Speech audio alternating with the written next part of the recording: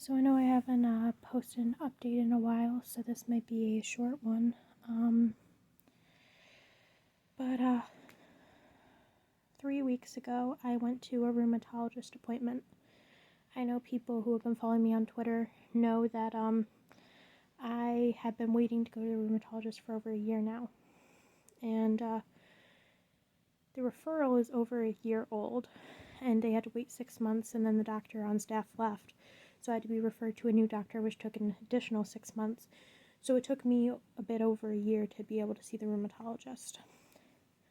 Well, I went in and they looked over my medical history, they looked over my family history, and I got diagnosed with Hypermobile Ehlers-Danlos syndrome, and I believe what they called Hypermobile arthralgia. I believe that's the term. It's a fancy word for saying really bad joint pain that's caused by being hypermobile. So that my joints hyperextend and it causes bad joint pain. I passed all the criteria for EDS. They gave me a referral to start sports medicine therapy. So it's like physical therapy, but specifically for sports. And the reason they chose that over typical physical therapy is because that will help me learn how to my joint limits so I don't hyperextend them and hurt myself.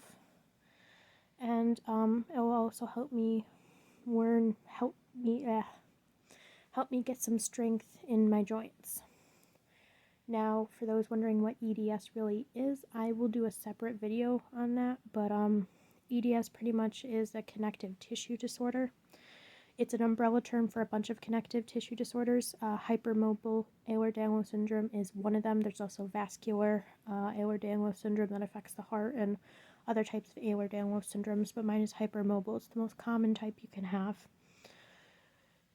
But the main symptom of that is you're able to hyperextend your joints. It also means that it affects the collagen. And collagen is everywhere in your body, from your brain to your hair to your joints to everything. So because of my faulty collagen due to EDS, it means that I have a variety of comorbidities such as POTS, such as neurological issues, gastrointestinal issues, so on, reproductive issues. So that all comes along with EDS due to the collagen deficiency, due to the collagen not being as strong as a normal person's. So that's what I've been dealing with lately, is a lot of doctor's appointments. I also have to see an allergist because the rashes and everything, and the allergic reactions, they think I might have mast cell activation syndrome, which is a very common comorbidity of Ehlers-Danlos, along with POTS. So I'm gonna see a allergist hopefully soon.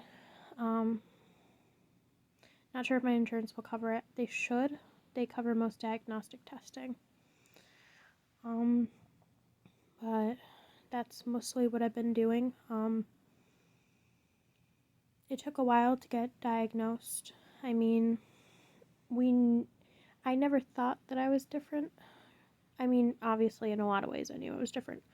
But, I mean, when it came to this, me and my sister used to hyperextend our joints, and we would call them our party tricks with each other. We would show each other to freak the other kids out at school. And we didn't think that was abnormal. I mean, I used to do gymnastics, so I just always assumed I was a good gymnast. My sister did karate. We were very active kids. So we never really thought anything of it until I got older, and inflammation can make EDS and the comorbidities worse. And unfortunately, when you have a trauma disorder, that's a lot of stress. So that stress, especially when I went to college, we think is what triggered it. But, I mean, we always thought it was normal. Me, my sister, and my mom always had that issue. My mom would have injuries to her shoulder, her knee, her hip constantly. My sister would have joint issues. Mine was bad, but like I said, stress can make it worse. And when you have a trauma disorder and you're in an abusive environment, it can increase stress. So it makes sense why a lot of people that go through traumatic, stressful situations, their chronic illnesses and disease, either their symptoms show up more to where they actually notice it, or they get extremely worse. And in my case, my symptoms got a lot worse. I have to use mobility aids a lot more. I'm an ambulatory wheelchair user now.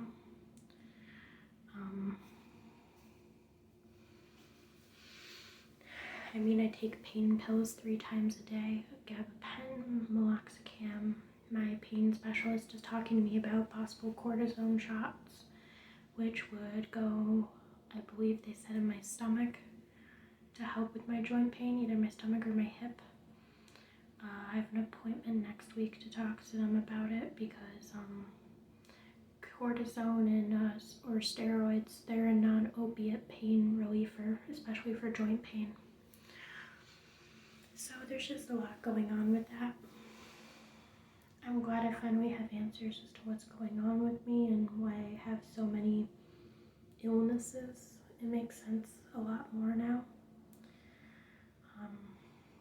I know this isn't a long video like usual, but I'll make another video soon talking about Ehlers-Danlos and having more sources and links, be a bit more educational and less informal like this. But I just want to give you guys all an update of me being diagnosed.